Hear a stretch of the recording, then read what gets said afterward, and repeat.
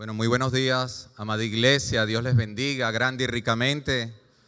Para mí es un privilegio nuevamente poder predicar el santo evangelio de Dios una vez más a vuestros corazones, entendiendo de que su palabra no va a regresar vacía, que así como ha ministrado durante la semana mi vida por medio del estudio, sé que también lo hará con la vida de cada uno de ustedes. Estoy convencido de eso. De la misma manera, a las visitas le damos la más cordial bienvenida, deseando de que Dios pueda obrar grandemente en cada uno de sus corazones. Y sé que lo hará. Que todo se haga conforme a nuestra fe. Amén. Bueno. Hemos continuado predicando semana tras semana sobre el Evangelio de Marcos.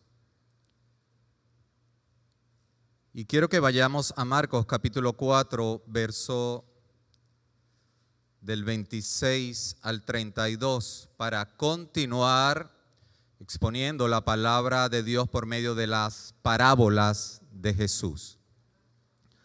Marcos capítulo 4, verso 26 al 32. Amén, ¿todos lo tienen? Perfecto.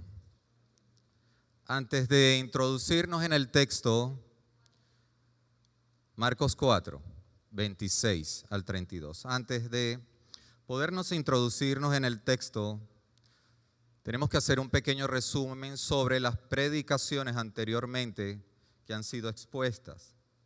Pudimos ver en el capítulo 4, verso 1, la parábola del sembrador. Muy bien recordada por nosotros, aquella donde la semilla o la predicación del evangelio fue sembrada ¿en dónde? En 4 distintos corazones, ¿se recuerdan? Posteriormente se predicó sobre el capítulo 4, verso 21, cuyo título dice: nada oculto que no haya de ser manifestado. Se tocó el tema de la luz, dónde debe ser colocada y la importancia que usted y yo debemos de tener siempre siendo luminares de este mundo. Y luego pasamos ahora a 2 parábolas que les expondré el día de hoy sobre la parábola del crecimiento de la semilla y por último la parábola de la semilla de mostaza, muy bien conocida por todos ustedes. Pero antes de leer las escrituras, pienso que es muy pertinente saber el propósito de las parábolas y el concepto de la misma. Amén. Es muy importante porque tenemos que entender cuál fue el motivo de por qué nuestro buen Dios, por medio de Jesucristo, expuso el porqué y los grandes propósitos de lo que vienen siendo las parábolas. En primer lugar, vemos a Jesús iniciando una nueva etapa en su ministerio, ya que no estaba ahora enseñando desde las sinagogas, sino ahora estaba enseñando ¿en dónde? En la orilla del lago. Jesús estaba dispuesto a trasladar la predicación y la enseñanza fuera del ambiente convencional de la sinagoga y ahora se dirigía ¿a dónde? Al aire libre, a predicar por las calles, por las plazas, por las casas. Eso lo hizo el Señor. Esta nueva etapa de predicar al aire libre requería de un método nuevo. Y el nuevo método que escogió consistía en hablarle a las personas en parábolas. Pero la pregunta que nace es, ¿qué es una parábola? Quiere decir literalmente algo que se pone al lado de algo, es decir, una comparación. Es una historia terrenal con un sentido celestial, algo de la tierra que se compara con el cielo, para que la verdad celestial se pueda captar mejor a la luz de la ilustración terrenal. Pero ¿por qué escogió Jesús este método? ¿Y cómo llegó a serle tan característico que llegó a ser el maestro de las parábolas? La primera y principal razón es que Jesús eligió este método parabólico para hacer que la gente le escuchara. Ya no se estaba dirigiendo a una audiencia de personas religiosas y muy bien educadas en la sinagoga, que estaban más o menos obligadas a permanecer allí hasta que terminara el servicio, sino que él tenía una audiencia multitudinaria y diversa al aire libre, que tenía libertad para marcharse cuando esas personas lo quisieran. Por tanto, la prioridad esencial era despertar y mantener el interés de su audiencia. En caso contrario, sencillamente, ¿qué haría la gente? Se iría. La mejor manera de despertar el interés de la gente era contarles historias, y Jesús lo sabía hacer muy bien. El segundo aspecto, además, cuando Jesús usaba el método parabólico, estaba siguiendo un método que les era totalmente familiar a las personas comunes y los maestros judíos. Hay parábolas del Antiguo Testamento, la más famosa de las cuales usted se debe recordar es la que se encuentra en el segundo libro de Samuel, capítulo 12, verso del 1 al 7. ¿Se acuerda? La historia de Natán y David, aquella donde había un hombre rico que tenía muchas ovejas y había un hombre muy pobre que tenía una solo corderito. Y vino este hombre rico, teniendo tantas ovejas, tomó la decisión de sacrificar la ovejita de ese pobre hombre. Y David, enfurecido, ¿qué dijo? ¿Quién fue ese hombre? Es digno de muerte. Y Natán le dijo, ese hombre eres tú. Y es una parábola, lógicamente, que el Antiguo Testamento nos puede mostrar también. Y el pueblo judío sabía de que las parábolas era el quehacer diario en sus vidas. De tal manera que los rabinos usaban parábolas corrientemente en su enseñanza, y quiero colocarle, por ejemplo, una de ellas. Cuenta la historia que el emperador romano Antonino, Aurelio el Grande, le preguntó a un rabí a quién se debía castigar, porque puesto que el cuerpo y el alma luego de la muerte se separan, el emperador decía, ¿de quién es la culpa de los pecados cometidos?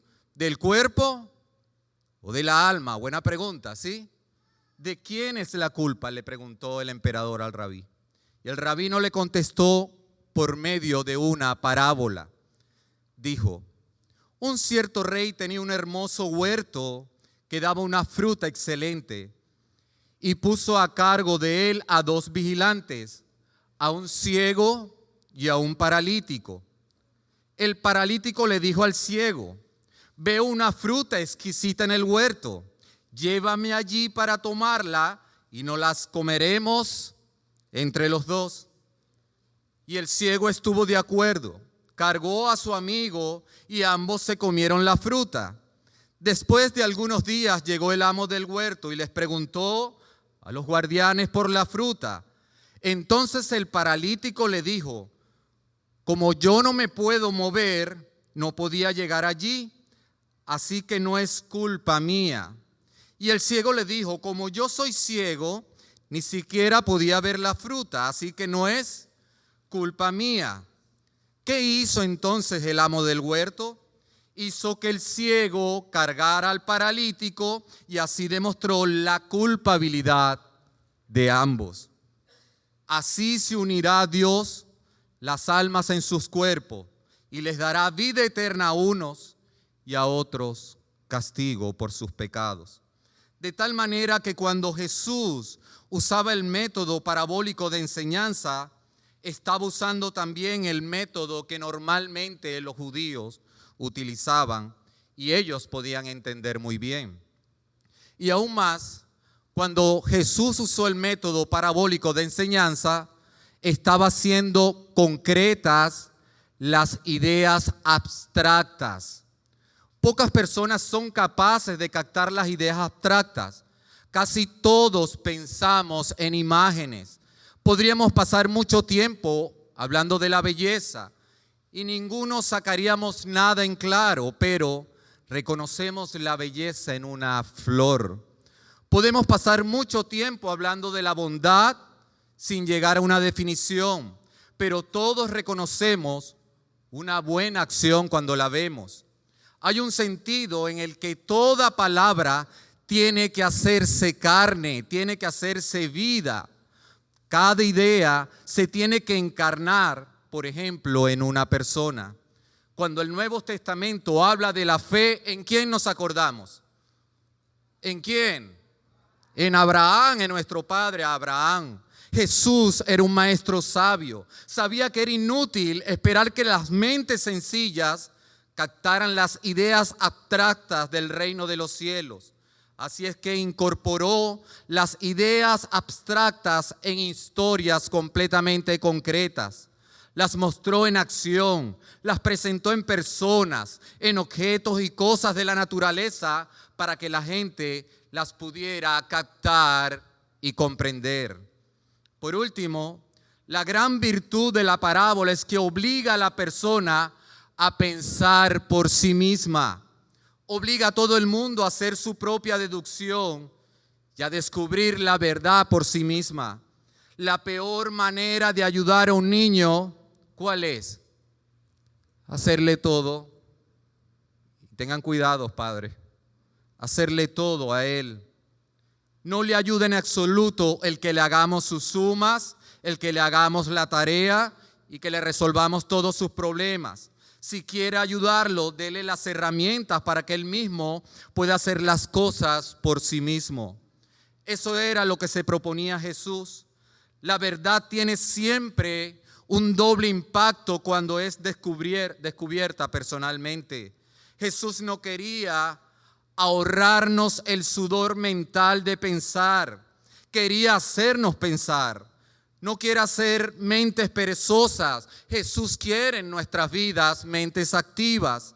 No quiere asumir la responsabilidad por nadie, sino que cada quien asuma su propia responsabilidad. De tal manera que Jesús usó el método parabólico no para pensar por nadie, sino para animar a cada uno a pensar por sí mismo. Presentaba la verdad de manera que si hacía el debido esfuerzo con la debida actitud, cada uno podía descubrirla por sí mismo y por tanto poseerla de una manera que la hacía real y verdaderamente suya. Lamentablemente, y digo lamentable, porque a veces no creemos en la iluminación del Espíritu Santo para nuestras vidas cuando tratamos de interpretar el texto. A veces nos dirigimos a comentarios bíblicos de hombres eruditos, como si el Espíritu Santo solamente estuviera en ellos y no en nosotros. Amados, el Santo Espíritu también los ha iluminado a ustedes para que puedan entender el sagrado texto de Dios. Concluimos que la parábola es una comparación entre algo terrenal y algo celestial y tiene como función llamar la atención de la audiencia. De igual forma, era un método muy familiar y conocido por el pueblo de Israel. Además, Jesús estaba haciendo las ideas abstractas e ideas concretas por medio de la comparación. Y por último, las parábolas, amada iglesia, nos motivan a pensar. Entendiendo bien esta introducción en relación a lo que son las parábolas, vayamos ahora al texto del capítulo 4 de Marcos, capítulo 26. Dice la palabra del Señor, aquella palabra que es inerrante e infalible, dice, verso 26. Decía además nuestro Señor, así es el reino de Dios, como cuando un hombre echa semilla en la tierra y duerme y se levanta de noche y de día. Y la semilla, ¿qué hace? Brota y crece sin que él sepa cómo, porque de suyo lleva fruto la tierra, primero hierba, luego espiga, después grano lleno en la espiga. Y cuando el fruto está maduro, enseguida mete la hoz, porque la siega ha llegado. El argumento de esta parábola gira en torno al reino de Dios. Cuando dice, así es el reino de Dios, es una afirmación lacónica y tajante de cómo es el reino de Dios, dándonos una comparación exacta de cómo es. Por lo tanto, esta parábola nos está mostrando cómo es el reino de Dios, cómo es su gobierno, cómo Dios ha establecido su plan de redención para la humanidad, el cual es el plan de Dios revelado progresivamente hasta la consumación de los tiempos, en donde Él gobernará eternamente con todo su pueblo.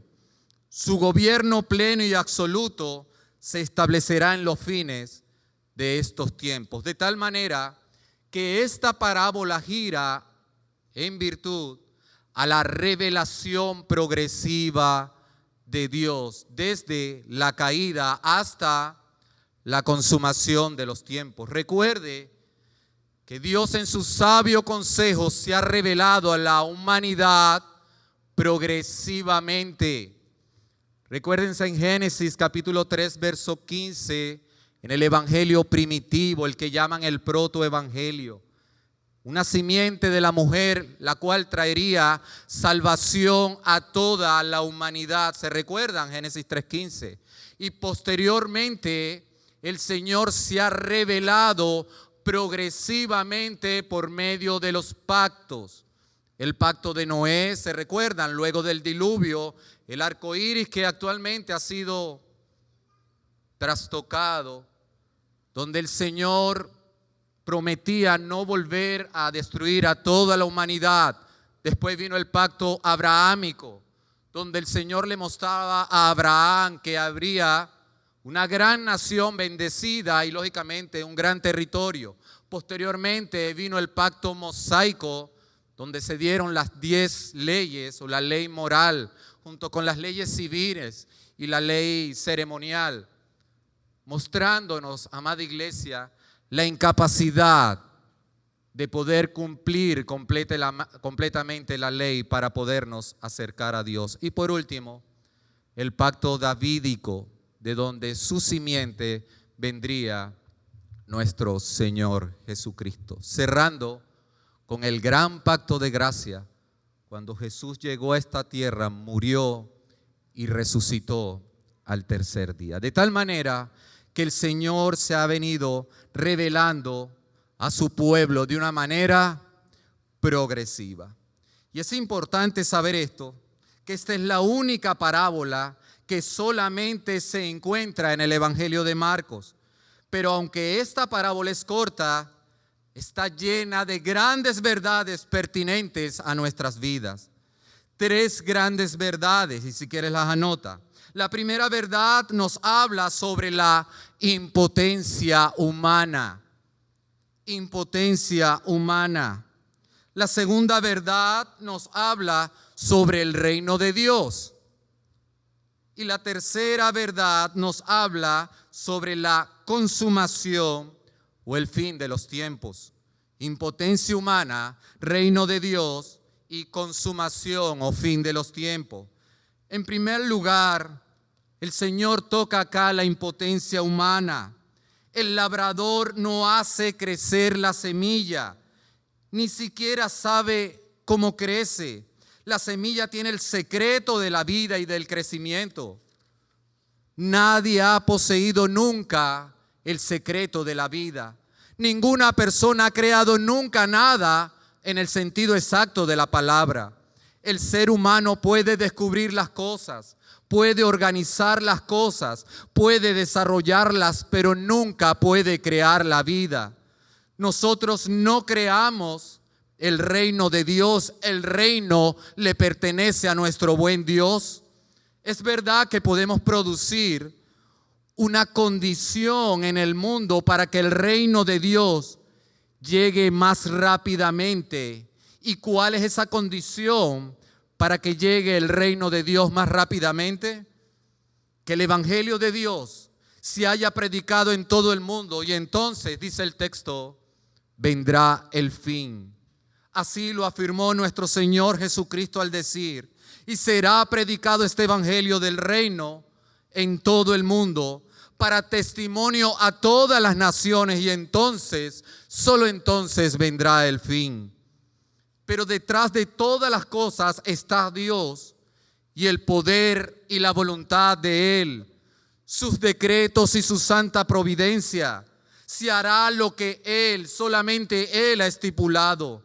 El día y la hora del fin está escrito, pero queda de nosotros, como si estuviera en nuestras manos, apresurar esto, predicar el evangelio a tiempo y fuera de tiempo, para esperar su gloriosa venida.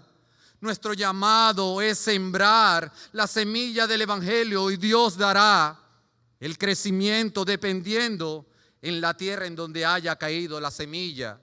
Y así estamos apresurando que el reino de Dios llegue y se establezca. De tal manera que somos impotentes en trastocar o modificar el plan de Dios para establecer su reinado absoluto en esta tierra. Pero escuche bien, si el fin de todos los tiempos depende de que sea predicado el evangelio a toda criatura, nuestro desafío deberá decirle al Señor: aquí tengo mi cuerpo, aquí tengo mi alma y mi mente y todo mi ser para ser enviado a predicar, con el firme propósito de que tu venida sea más rápida. Señor, envíame a mí, úsame para acelerar los tiempos, que sea yo el pie en el acelerador, para que llegues y te manifiestes por segunda vez a toda la humanidad y puedan confesar de que tú eres el Señor, el Rey de Reyes y gobernador de todas las cosas. Señor, úsame a mí en medio de mi impotencia humana, tal cual lo dice el verso 27 del texto que acabamos de leer. Dormimos y nos levantamos de noche y de día, pero la semilla brota y crece sin que sepamos cómo ocurre esto. La semilla crecerá naturalmente, así como el fin de los tiempos, nada ni nadie lo va a poder detener. La segunda verdad nos dice algo acerca del reino de Dios. Es un hecho notable el que Jesús usará tan a menudo ilustraciones del crecimiento de la naturaleza para describir la venida de Dios. Dice el versículo 28, porque de suyo lleva fruto la tierra, primero hierba, luego espiga, después grano lleno en la espiga. El crecimiento natural es a menudo imperceptible. Si vemos una planta todos los días, no nos damos cuenta de su crecimiento. De la misma manera ocurre con nuestros hijos, no nos damos cuenta. Es solamente cuando la vemos de tarde en tarde cuando notamos la diferencia. Así sucede con el reino y su venida. No nos cabe la menor duda que el reino está avanzando si comparamos no hoy con el ayer, sino este siglo con cualquiera de los siglos pasados. Por ejemplo, la maldad en el mundo se está multiplicando, ¿sí o no? Mateo 24:12 lo afirma. Lo que en el siglo pasado era algo abominable, ahora es algo normal. Por ejemplo, las relaciones entre dos hombres y dos mujeres era algo que la sociedad en el siglo pasado repudiaba, aunque se sabía lógicamente que existía. Ahora es la moda de este siglo, es una moda.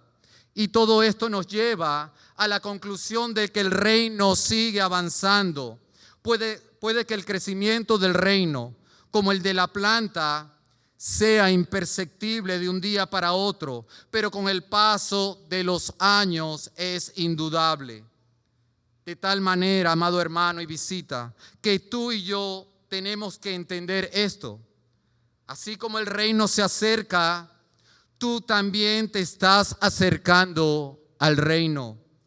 Cada día debes y eres más santificado. Recuerda que Él está trabajando para tal fin en tu vida, para presentarse como su novia limpia y sin manchas. Él está trabajando en ti, aunque no lo percibas.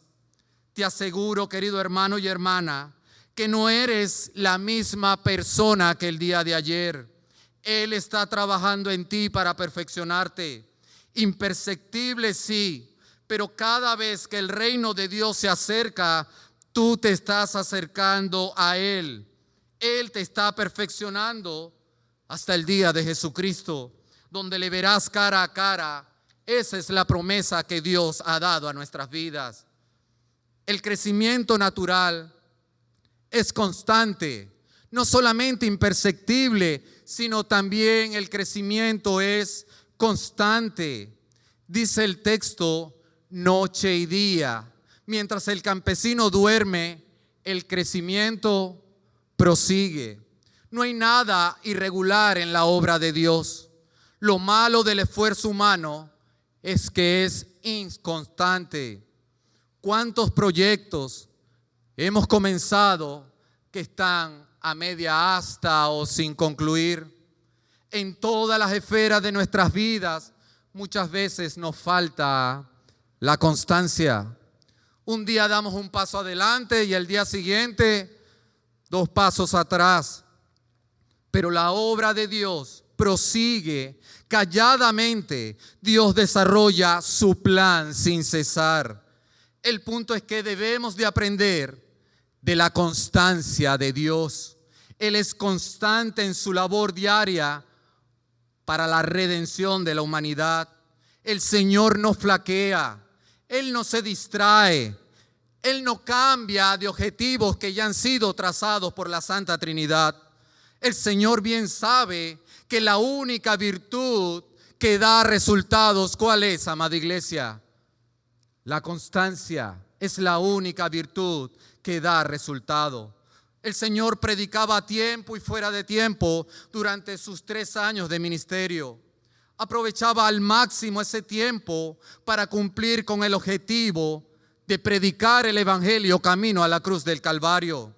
Su constancia en el quehacer diario lo llevó a la gran victoria de la cruz, aunque hubo distracciones aún de sus discípulos para apartarlo de la meta que se había fijado. Amados, Dios desarrolla su plan sin cesar. Por tal motivo te animo a que tomes la constancia como la bandera de tu vida en todos tus quehaceres, para que puedas vivir una vida piadosa que le agrade a Él. No seamos, recuerden a Santiago capítulo 1, verso 8, no seamos como el hombre de doble ánimo, que es inconstante en todos sus caminos. Por el contrario, seamos como nuestro buen Maestro Jesús, quien nos mostró la constancia en el plan de redención para tu vida y para la vida de la humanidad.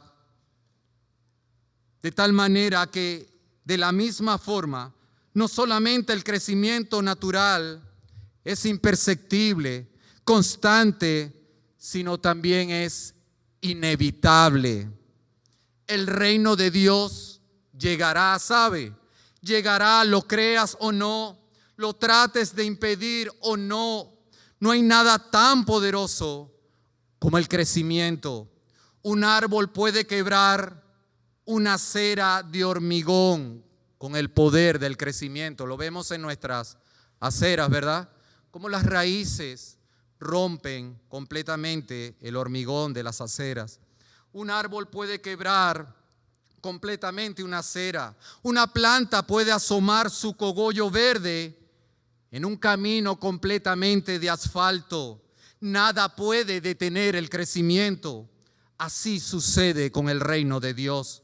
A pesar de la rebeldía y la desobediencia humana, la obra de Dios sigue y seguirá adelante. Y nada ni nadie puede acabar por detener el grandioso plan de Dios. Recordemos bien que Satanás ha querido impedir que el reino de Dios se establezca y más aún que sus planes se cumplan. Es por eso que luego de la caída, toda la línea genealógica de Jesús sufrió ataques del enemigo para que el Dios y el plan de Dios no se cumpliera en ellos. ¿Se recuerdan de Abel? Fue asesinado por Caín, pero Dios colocó a Sem el sustituto. De la misma manera, Abraham se depravó por medio de quién? De Agar inicialmente, y luego el Señor los bendijo por medio de Sara. De la misma manera, David fue depravado al tener su primer hijo ilegítimo con Rebeca, y luego nació Salomón. La historia de Ruth, la moabita, es un acontecimiento como Dios restituye su plan para continuar con el linaje del Mesías. La muerte de todos los niños varones por medio del faraón egipcio trató de impedir de que Moisés viviera. De la misma manera que cuando Herodes mandó a matar a todos los niños varones, cuando nuestro Señor llegó a esta tierra, son impedimentos para que el reino de Dios se establezca en la tierra, pero Dios sigue siendo soberano en todos sus decretos. Y esto nos enseña, amados, que lógicamente siempre habrá oposición para que vivas una vida piadosa que agrade a nuestro buen Dios. Las tentaciones y pecados estarán siempre luchando contra ti, pero recuerda, Él venció y su reino se va a establecer en tu vida. Él te dará la capacidad para vencer. Él es el príncipe que reina ya vencido. Ese es nuestro buen Dios. Sigue avanzando. De la misma manera, cuando prediques el evangelio, siempre habrá oposición en tu vida. Tu llamado es a sembrar el evangelio en todos los corazones. Recuerda lo que el apóstol Pablo dijo: yo planté y Apolos regó, pero el crecimiento, ¿quién lo da? El Señor es el que da el crecimiento. Así que ni el que planta es algo, ni el que riega, sino Dios que da el crecimiento. De tal manera que la venida del reino de Dios es imperceptible, constante e inevitable. Nada ni nadie lo va a poder detener. Y la tercera verdad nos dice que hay una consumación final o un fin de los tiempos. Amada iglesia, llegará el día de la siega, de la gran siega. Dice el texto 29 del capítulo 4 de Marcos: y cuando el fruto esté maduro, enseguida, no después, ¿cuándo? Enseguida se mete la hoz, porque la siega ha llegado. Inevitablemente, cuando llegue la siega, sucederán dos cosas que son como las dos caras de la misma moneda. Los frutos buenos, ¿qué va a pasar? Se van a recoger, y la hierba y la cizaña se va a destruir. La siega y el juicio, la salvación y la condenación, la vida eterna y la muerte eterna, el cielo y el infierno van inseparablemente tomados de la mano. Cuando pensamos en ese día por venir, se nos insta a cada uno de ustedes tres cosas fundamentales. Se nos insta en aquel día a la paciencia.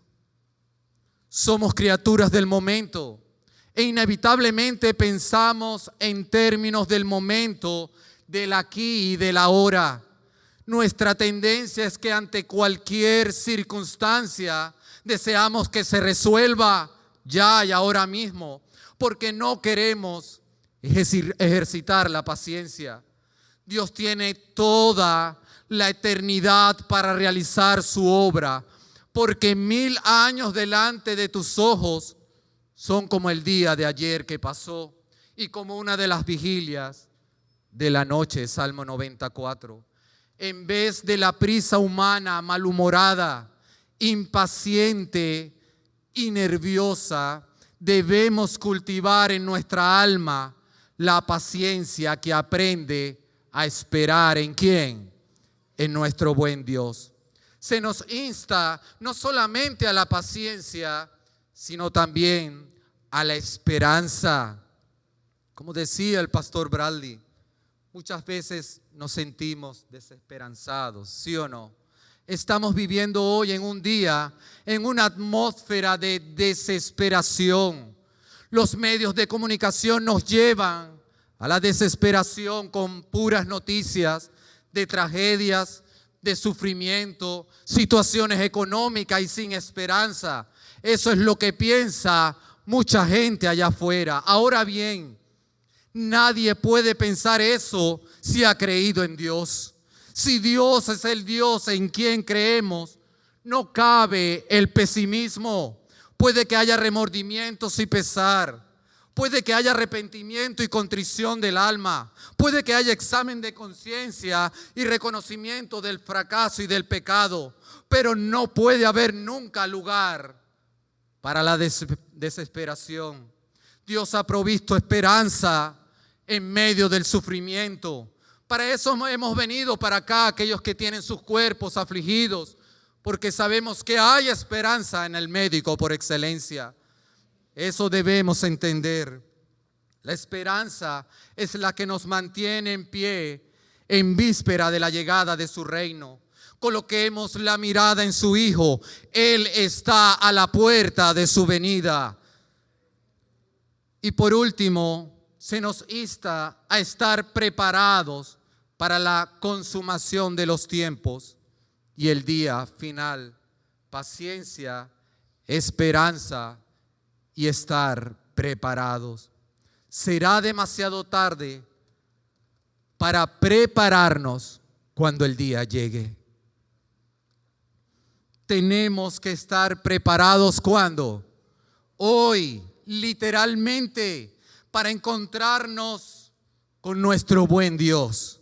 Amados, ¿están preparados para verle cara a cara al Dios de la Biblia?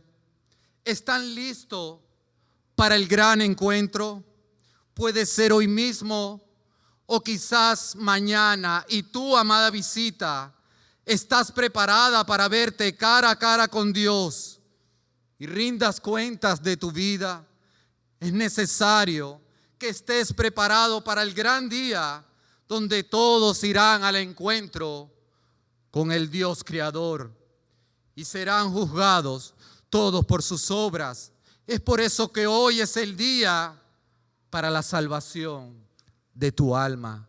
Amados, si vivimos en la paciencia que no puede ser derrotada, en la esperanza, sabiendo que el día está cada vez más cerca, y en el estar preparados, que contempla siempre la vida a la luz de la eternidad, por la gracia de Dios, estaremos listos para la consumación de su plan cuando Él llegue. Pero luego de esta parábola, nuestro Señor Jesucristo se introduce en la parábola de la semilla de mostaza. Vayamos al texto en el capítulo 4, verso 30. Cito: la semilla de mostaza. Decía también nuestro Señor: ¿a qué haremos semejante el reino de Dios? ¿O con qué parábola lo compararemos? Es como el grano de mostaza que cuando se siembra en tierra es la más pequeña de todas las semillas que hay en la tierra. Pero después de sembrado, crece y se hace la mayor de todas las hortalizas y echa grandes ramas, de tal manera que las aves del cielo pueden morar bajo su sombra. La famosa semilla de mostaza. Hay en esta parábola dos cuadros que cualquier judío podría reconocer fácilmente. Primero, en Palestina se usaba proverbialmente el grano de mostaza como la cosa más pequeña que se pudiera imaginar. De hecho, el Señor la tomó en virtud ¿a qué? A la fe de cada uno de nosotros. La fe, la unidad más pequeña era ¿qué? La semilla de mostaza. Este grano de mostaza crecía de hecho hasta hacerse como un árbol. A los pájaros les encantaba las semillas negras del árbol de mostaza y normalmente ellos anidaban y se regocijaban en la parte de abajo. El segundo cuadro, en el Antiguo Testamento se describe un gran imperio como un árbol y los países súbditos, como estuvo Israel, como las aves que encuentran cobijo a la sombra de sus ramas. Lo puede notar y lo busca en su casa. Ezequiel capítulo 17, Ezequiel capítulo 31 y Daniel 4 hablan sobre el gran imperio asirio representado como un gran cedro y las naciones bajo su cobijo.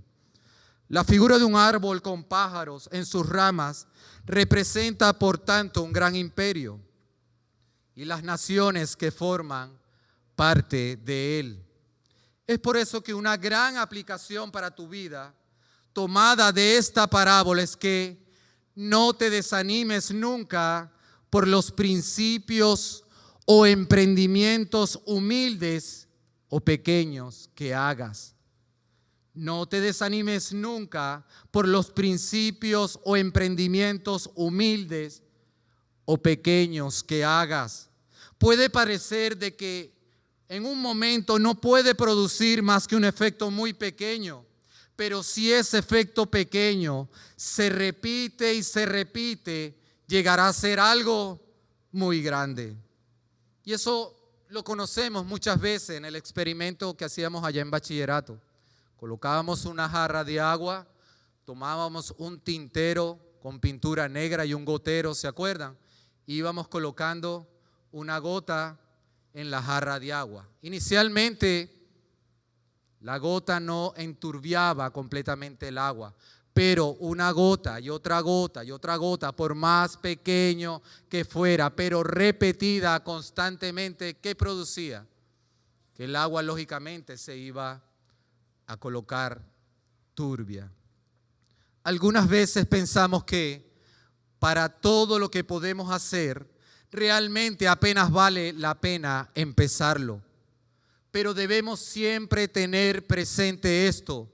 Todo tiene que tener un principio. Debemos hacer lo que podamos y el efecto acumulativo de todos los pequeños esfuerzos acabará produciendo un resultado sorprendente. ¿Cuántas veces nosotros al inicio del año nos proponemos a leer la Biblia completamente? ¿Sí? Eso ha sucedido y por el mes de marzo, abril ya abandonamos. ¿Por qué? Porque la demanda es ¿cuántos capítulos diarios? Son 4 capítulos diarios. Si usted quiere cumplir en 12 meses la lectura completamente de la Biblia, tiene que leer 4 capítulos diarios. ¿Cuál es la recomendación para que usted lea la Biblia? Que pueda leer porciones pequeñas, pero constante durante todos los días. La meta no es el año. ¿Cuál es la meta? De que usted lea la Biblia, de tal manera que sea constante, pero con trozos pequeños. Recuerde que la única virtud que da resultado es la constancia. Comience hoy. Por muy pequeño que sea tu paso, comienza hoy y verás grandes resultados en todos tus emprendimientos. Es por eso que esta parábola se enfoca en que la iglesia del Señor comenzó de la misma manera. La iglesia empezó por una persona, nuestro Señor Jesús. Quizás comparado con el grano de mostaza entre millones de personas que había en el mundo. Pero vean 2000 años después, ¿a dónde ha llegado el Evangelio? ¿A dónde ha llegado su mensaje? A todos los lugares del mundo. Aquí se desvanece el gran lema que nosotros como venezolanos sabemos, que una golondrina no hace milagros, pero en Cristo es suficiente para alcanzar el mundo. Eso hay que entenderlo. Es por eso que la iglesia está diseñada para abarcar todo el mundo como un gran árbol frondoso naciente de una pequeña semilla de mostaza. El árbol, como hemos visto, representa un gran imperio y los pájaros, todas las naciones que encuentran cobijo en él. Es por eso que la iglesia es el gran cuerpo de Cristo en el que tienen cabida todas las naciones. Muchas veces, hermanos, nosotros mismos pensamos que en la iglesia del Señor no tienen cabida personas por su corte religioso y que Dios no puede obrar en ellos. Pensamos que están tan perdidos que Dios no los puede rescatar de tal condición. Y lamentablemente nos ponemos barreras y limitaciones hasta el punto de decir que no vale la pena predicar de Cristo porque no tienen remedio. No, amada iglesia, no es así. El árbol es muy frondoso y aún hay sombra también para ellos. Así como la gracia y la misericordia llegó a nuestras vidas y la sombra de su iglesia nos acobija, de la misma manera ellos también lo necesitan. El gran perdón de Dios por medio de nuestro Señor Jesucristo. Y preste mucha atención a esta ilustración. Una vez se estaba construyendo un templo tan hermoso como este. Una de sus muchas bellezas iba a ser una vidriera que ellos iban a colocar ahí de colores. El comité de construcción junto con el pastor buscaban un tema y finalmente se decidió por los versos de este famoso himno: del trono eterno en derredor, niñitos mil están. Eso es lo que iban a colocar en esa vidriera. Del trono eterno en derredor, niñitos mil están. Contrataron un gran artista para que hiciera el modelo del que luego se haría la vidriera. Tan pronto como comenzó su trabajo, se entregó este artista totalmente. Cuando lo terminó, se acostó y se quedó profundamente dormido. Pero por la noche creyó oír un ruido en el estudio. Fue a investigar y vio un extraño con la paleta y el pincel en la mano, trabajando en la pintura que él había hecho. Dijo el artista: ¿qué haces? ¿Vas a estropear el cuadro? Y dijo el extraño: creo que ya tú lo estropeaste. ¿Por qué me dices eso?, preguntó el artista. Porque tienes muchos colores en la paleta, pero solamente has usado nada más el color crema para los rostros de los niños.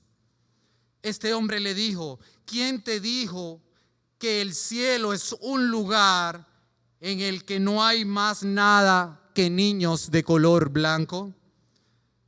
Nadie, confesó el artista, pero así es como yo me lo figuré. Mira, dijo el extraño, voy a poner algunas de sus caritas amarillas, otras negras, otras rojas y otras grises. Todos están allí porque han aceptado mi invitación, dijo el extraño. ¿Tu invitación? ¿Quién eres tú? El extraño sonrió y dijo: una vez hace mucho tiempo yo dije: dejad a los niños venir a mí, no se lo impidáis, porque de los tales es el reino de los cielos. Y lo sigo diciendo hoy mismo.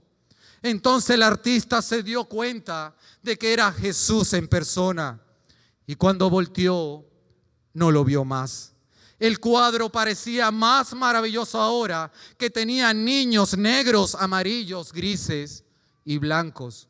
Por la mañana el artista se despertó y fue corriendo al estudio. Su cuadro estaba como lo había dejado el día antes y se dio cuenta de que todo había sido un sueño. Aunque aquel mismo día venían los del comité a ver el cuadro, él cogió los pinceles y la paleta y empezó a pintar los niños de todos los colores que tienen las razas humanas en todo el mundo.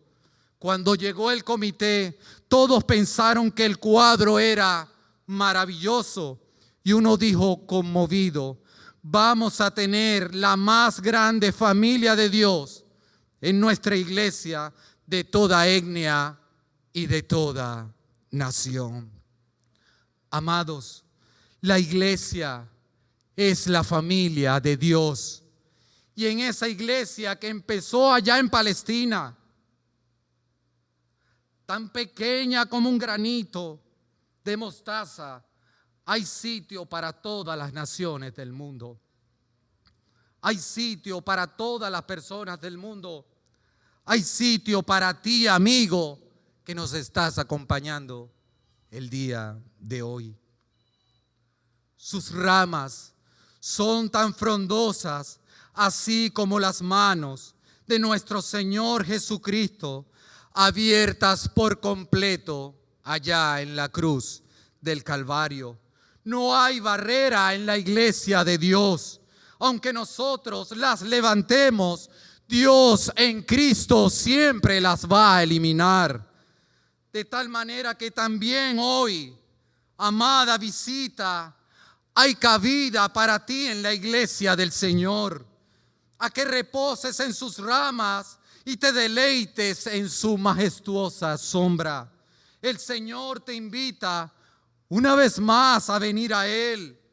Por lo que más ames, entrega tu vida a Cristo y te aseguro que comenzarás a crecer en el conocimiento de la verdad y obtendrás el mayor regalo, la vida eterna.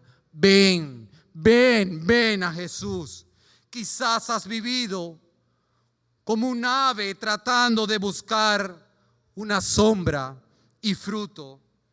Y el Señor hoy ha provisto acá en esta iglesia para que comiences a hacer tu vida y buscar cobijo a otras personas y te puedas alimentar del fruto que sacia para vida eterna, su santa palabra.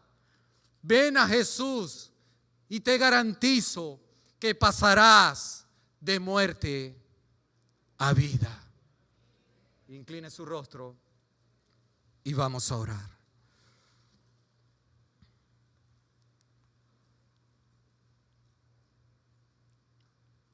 Señor, cuán agradecido estamos por el día de hoy, entendiendo que tu palabra nos alimenta, Señor.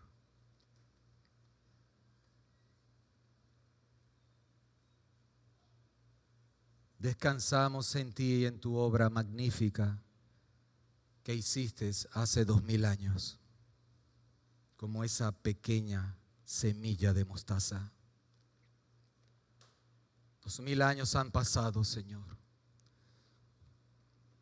Sigues transformando al mundo por tu santo evangelio.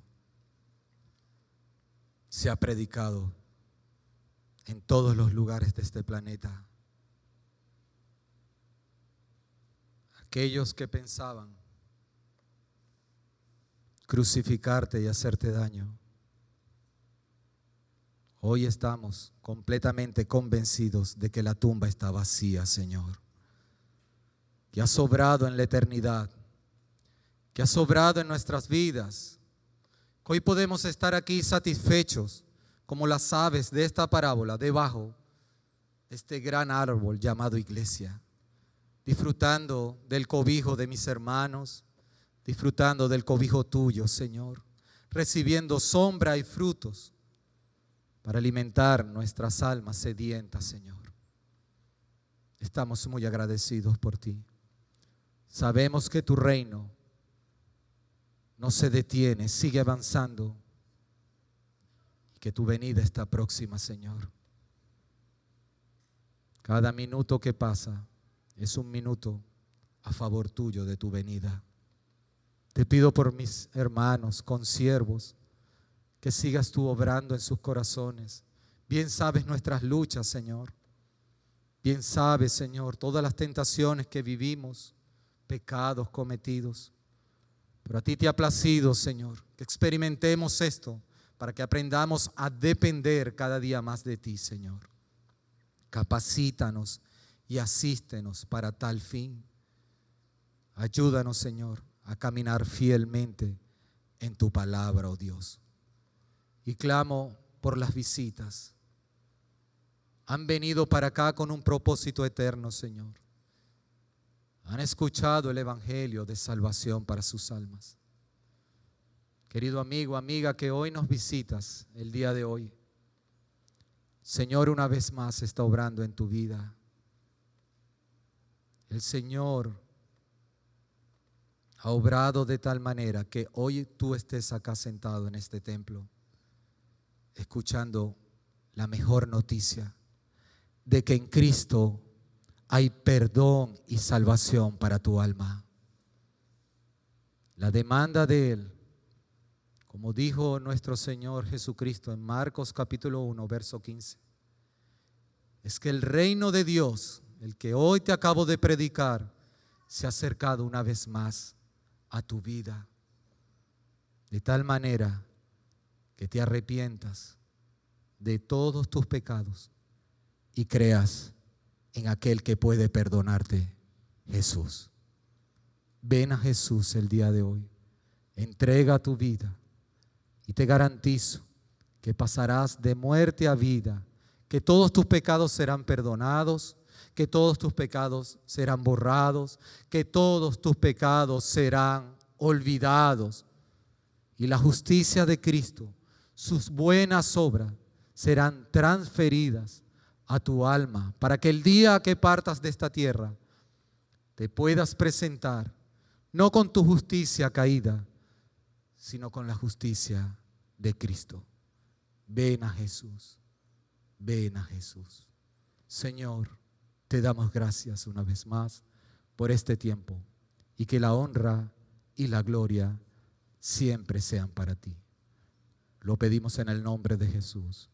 Amén, Señor. Amén y amén. Que el Señor les bendiga, hermano. Feliz inicio de semana.